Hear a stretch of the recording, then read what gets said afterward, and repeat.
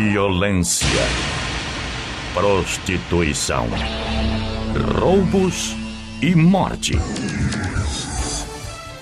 Um retrato da dependência.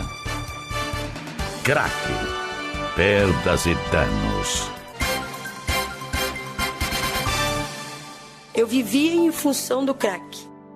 Quando eu fumei, foi algo que bateu e foi fatal, né?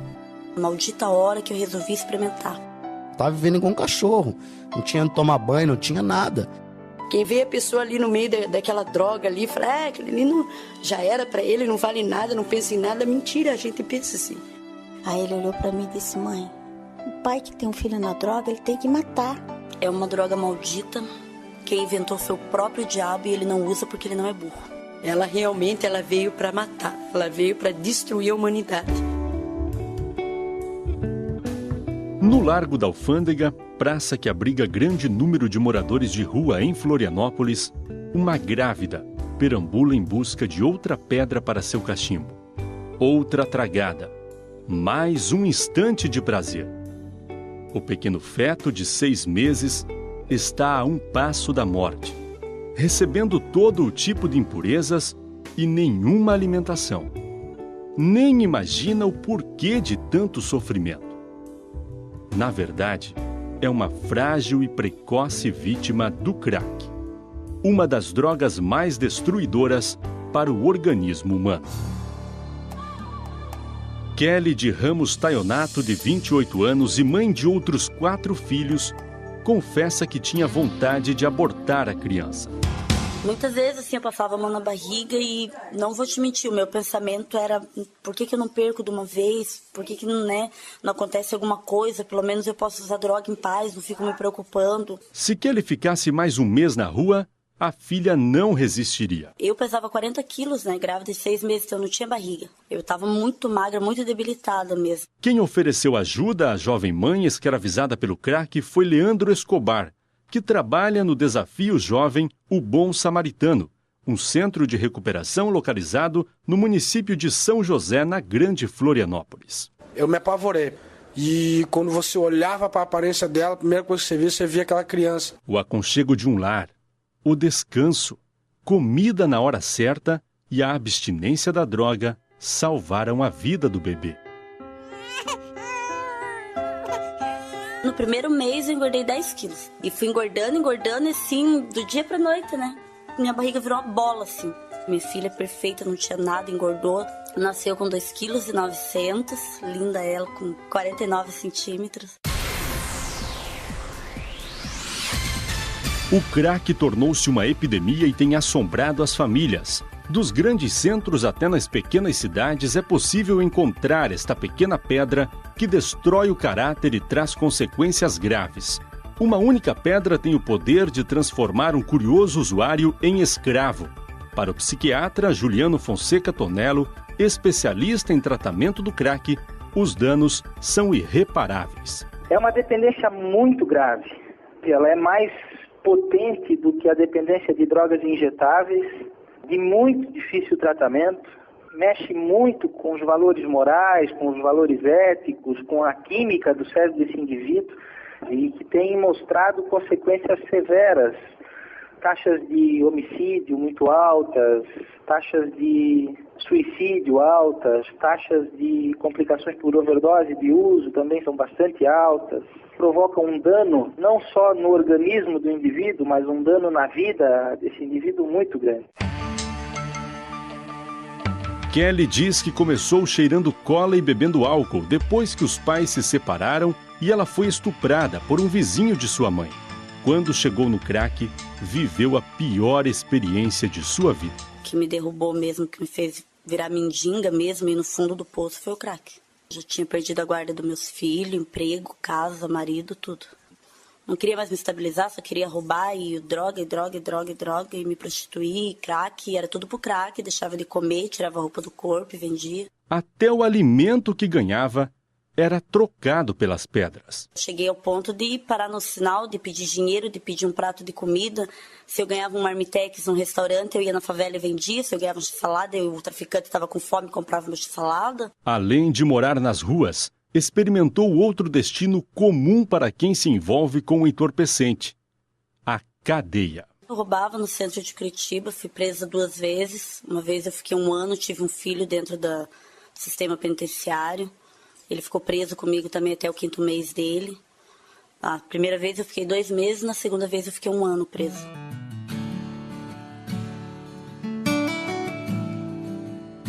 No Desafio Jovem, o Bom Samaritano, onde Kelly faz o tratamento hoje, encontramos outras 15 mulheres, todas em recuperação.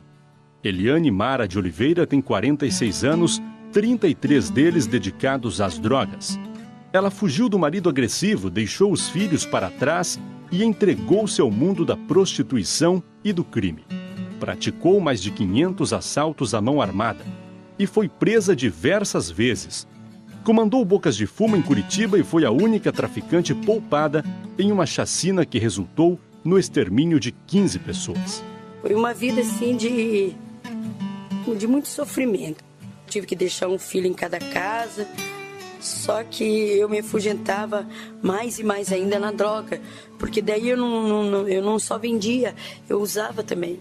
Tive que ficar muito tempo na rua, comer comida do lixo, porque eu vivia em função do crack. Para sustentar o vício, Eliane vendia o próprio corpo. A própria dona da boate falou que eu poderia usar droga ali, se eu ficasse ali, porque quando eu era mais nova, eu era mais bonita, sabe? Daí eu fiquei ali nessa boate 3 anos. Dentre as situações mais complicadas que enfrentou, lembra do dia em que viu o companheiro ser morto pela polícia. Eu soube que ele tinha feito um assalto, tinha matado um policial. Daí os policiais cercaram a minha casa, 30 viaturas, eu estava do lado dele. Foi quando o policial assim, chegou em mim e falou assim: vai ali na tua casa. Que a gente estava na rua, na frente de casa. Eu saí, entrei para dentro assim, eles mataram ele com 30 tiros. Cada viatura deu um tiro. Depois de ficar 1 ano e 6 meses presa no interior de Goiás por assalto, Eliane comemorava a volta à liberdade, traficando cocaína e bebendo em uma lanchonete. No mesmo dia, foi surpreendida pelo grupo de operações especiais da polícia. Veio a polícia novamente me dar voz de prisão. Foi aonde eu dei uma copada no rosto daquele policial. Ele veio a perder as 2 vistas e eu perdi o dedo da mão, com um copo. Naquele alvoroço todo, ele tirou do revólver, deu uma bala, pegou aqui. Graças a Deus foi de raspão aqui atrás da orelha. E eu fiquei 15 dias no meio do mato. Então à noite assim eu gritava de dor porque minha mão infeccionou. E durante o dia eu andava pelo mato, porque eu tinha que chegar em Goiânia para poder pedir socorro para o meu pai. Ao reencontrar a família, foi encaminhada de volta a Curitiba e mais tarde a Santa Catarina para fazer o tratamento contra a dependência química, onde está há mais de 2 anos. Hoje, ela ajuda a resgatar outras mulheres que se envolveram com o crack e diz que não existe droga pior. Essa droga, ela não escolhe idade, ela não escolhe posição, ela não escolhe.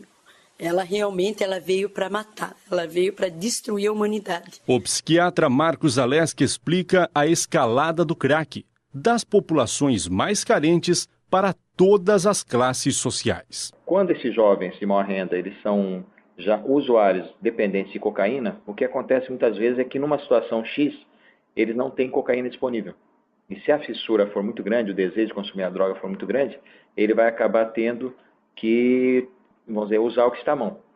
Se tiver o azar de a disponibilidade do crack e ele na hora precisar consumir cocaína, uma vez migrado da cocaína para o crack, dificilmente ele retorna à cocaína sob a forma aspirada. Oriundo da periferia de Nova York, nos Estados Unidos, o crack surgiu em meados da década de 80, segundo pesquisa do jornalista Marco Uchoa, no livro Crack, o Caminho das Pedras. Em pouco tempo chegou ao Brasil, entrando primeiro em São Paulo e logo se espalhou por todos os estados da federação. A pedra é derivada da cocaína e pode ser feita de 2 maneiras, com a pasta base ou cocaína em pó.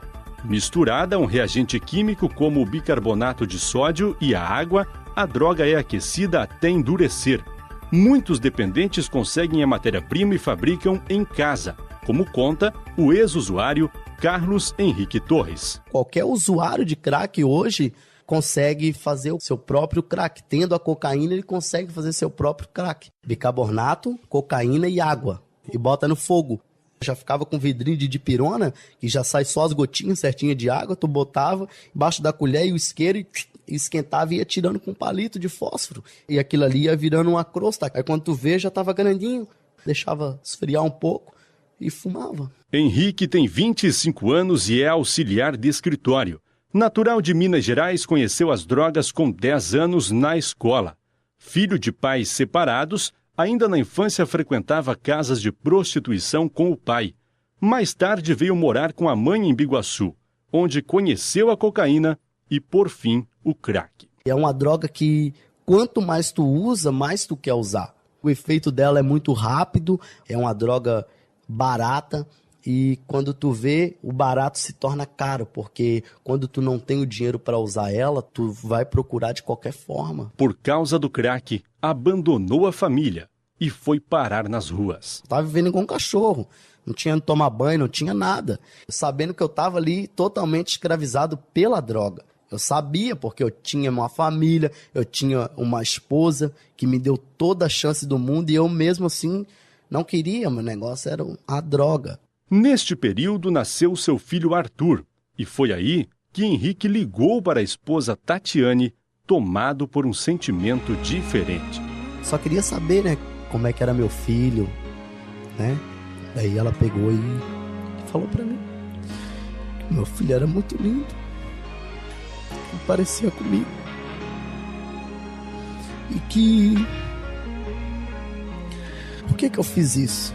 Eu peguei e falei para ela, não, pode ficar tranquila, porque eu sempre prometi pra ela que eu ia ser um bom pai, que eu ia, sabe, dar valor pra ela, eu ia cuidar do meu filho, eu ia ser um pai pro meu filho. Então, ali eu comecei a perseverar, comecei mesmo a acreditar mais em Deus, a buscar mais Deus. Após o nascimento do filho, Henrique voltou ao tratamento que havia interrompido e nunca mais teve recaídas.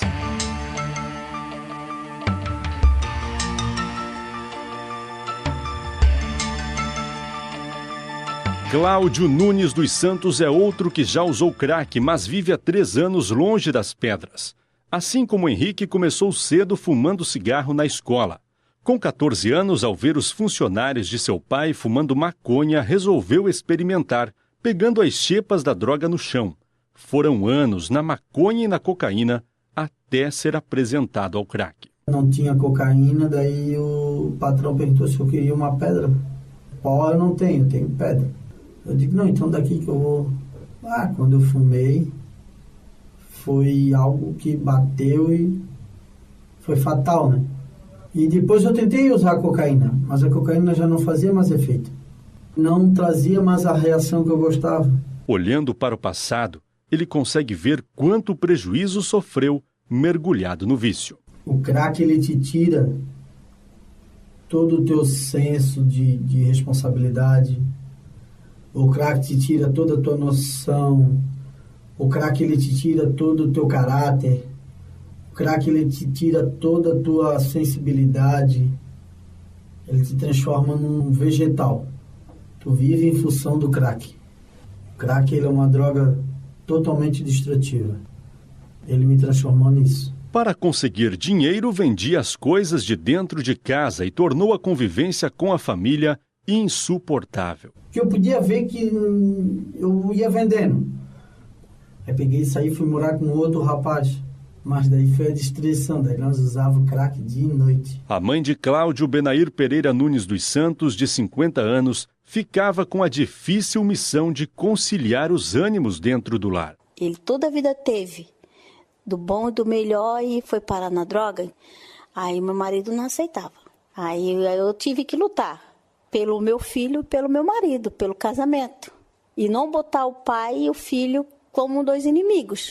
Ela conta que o esposo, José Carlos, chegou ao ponto de pensar em suicídio quando andava de carro com o filho drogado. Meu marido viu uma Scania. Ele disse, eu vou me jogar debaixo da Scania e morrer eu e ele. Porque aí eu não vejo mais ele drogado desse jeito.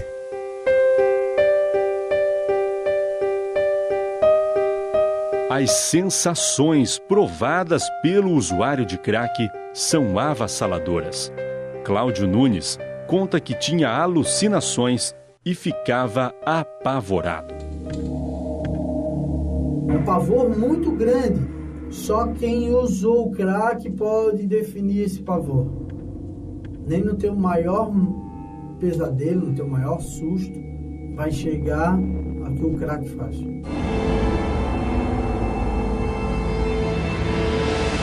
São apenas alguns segundos. O efeito é momentâneo. Tu puxa, dá aquela paulada, tu solta, daqui a pouco já passou. Eliane de Oliveira também sentia muito medo e não gostava nem que conversassem perto dela quando estava fumando. Você tem medo de tudo que vê. Dá a impressão que estão falando de você, dá a impressão que a polícia está chegando, dá vontade de você dar tiro, dá vontade de você matar. Já Carlos Henrique Torres diz que só tinha vontade de procurar mais pedras. É uma sensação muito louca, cara, que com quantidade grande, assim, que dava, sempre preocupava, ia fumar à vontade, mas mesmo assim deixava aquilo ali na mesa, ia catar no chão, sabe, aquela sensação. O teu foco é procurar as coisas, qualquer coisa que tu vê, tu pensa que é uma pedra de crack. O psiquiatra Marcos Zaleski explica que a brusca mudança no nível de dopamina, uma substância química produzida no cérebro que estimula o sistema nervoso central, é a responsável por estes efeitos. Quando o indivíduo para de usar droga, o nível dopaminérgico cai muito rapidamente e, consequentemente, o nível de adrenalina sobe muito, fazendo com que ele tenha essas sensações que, às vezes, vão até uma sensação que a gente poderia chamar assim de quase que de morte. É uma ilusão que ocorre no cérebro. O cérebro ele fica alterado na sua função normal, muito distante da razão. O crack acelera os batimentos cardíacos, aumenta a pressão arterial, dilata as pupilas, provoca tremores e excitação. O uso constante causa sérios danos à saúde, conforme enumera o psiquiatra Marcelo Ribeiro de Araújo, pesquisador da Universidade Federal de São Paulo. Problemas respiratórios aparecem em primeiro lugar e a maneira como a substância é utilizada influencia muito, né? Então, não é incomum o usuário grave cursar com desnutrição, proteína calórica, com os problemas respiratórios, cronicamente problemas cardíacos, maior risco a picos hipertensivos. Mas assim, acho que o que chama mais atenção são esses riscos cardiopulmonares, né? E a dependência química da substância, que é bastante grave. O médico Marcelo Ribeiro acompanhou um grupo de 131 dependentes por 12 anos e concluiu que usuários de crack correm risco de morte 8 vezes maior que a população em geral. 18% dos pacientes morreram após 5 anos. Destes, cerca de 60% morreram assassinados, 10% por overdose e 30% em decorrência da AIDS. A violência, o tráfico e outros fatores sociais que cercam o viciado causam mais mortes que o próprio consumo. Especialmente porque morrer assassinado na esquina ou porque está devendo para o traficante, quer dizer, isso mata com muita rapidez, né? Assim, não dá nem tempo de sentir algum efeito danoso da substância, né? O tratamento contra o crack é um dos mais difíceis na dependência química. As chances de recuperação são baixas, pois exige submissão e muita vontade por parte do dependente. Na opinião do psiquiatra Juliano Fonseca, a doença não tem cura. De fato, não tem cura. Esse indivíduo pode se manter abstinente, mas ele jamais vai poder se considerar curado dessa dependência. Ele para sempre vai ter que estar muito atento para que não aconteça uma nova recaída. Segundo Juliano Fonseca, é preciso proteger o usuário de si mesmo. Sem uma internação de longa duração, não tem se conseguido praticamente nada em termos de tratamento. Então é necessário que esse indivíduo seja protegido de si mesmo, protegido da dependência numa clínica de recuperação, num centro de internamento, para que a gente tenha alguma chance de sucesso. O médico Marcos Zaleski cita fatores que ajudam na recuperação. Muitos pacientes também conseguem, através da religião, encontrar motivação para seguir na recuperação, que é uma coisa bem importante, assim como o esporte também. O esporte, a perspectiva profissional, educacional, às vezes, e muitas vezes até afetiva, né? Por que não? O indivíduo resgatar os seus laços familiares, construir uma relação afetiva sólida ajuda bastante. Já a ex-usuária Eliane de Oliveira acredita que somente a fé é capaz de libertar do crack. Quem entra realmente nessa droga para sair é só Deus. Não existe medicina, não existe remédio, não existe. É só Deus. É só Deus que pode nos livrar dessa droga maldita. A participação da família no tratamento é fundamental. Amor, compreensão e atitudes de carinho podem motivar o viciado a buscar ajuda. Cláudio Nunes lembra de um fato marcante que o fez repensar a vida que levava. Eu já estava uns 2 dias sem comer nada. Aí chegou a minha filha com a minha esposa no portão, bateram palmo. Tá, e ela veio, ó pai, eu trouxe para ti. E eu comi aquele x-salada assim como se fosse a última maravilha do mundo, assim, algo que marcou a minha vida.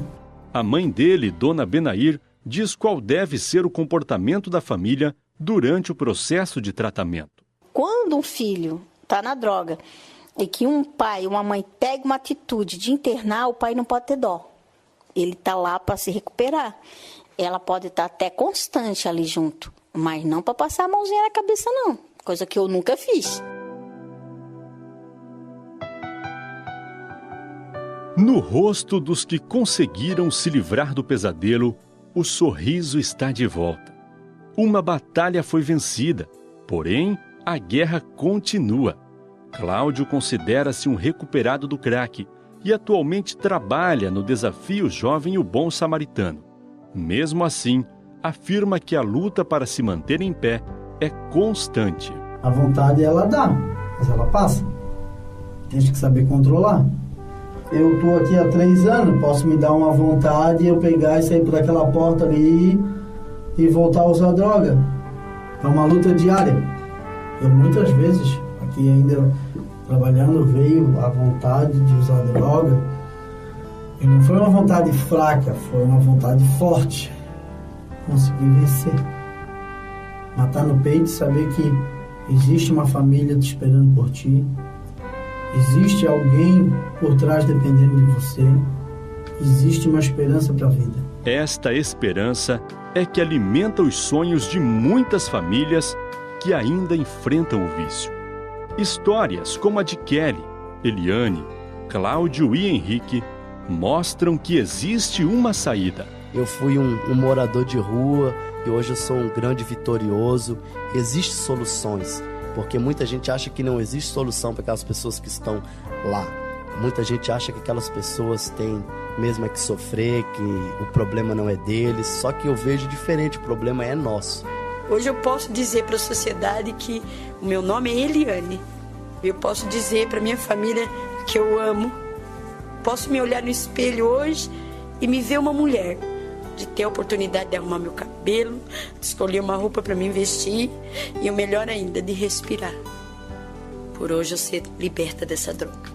O mais importante mesmo é não dar o primeiro passo. Uma coisa que eu aprendi é a primeira vez. Tu quebra a barreira da primeira vez, já era. Ontem mesmo eu falei maldita hora, mas não é maldita hora que eu me internei, não é maldita hora que eu vim para Santa Catarina, é maldita hora que eu resolvi experimentar.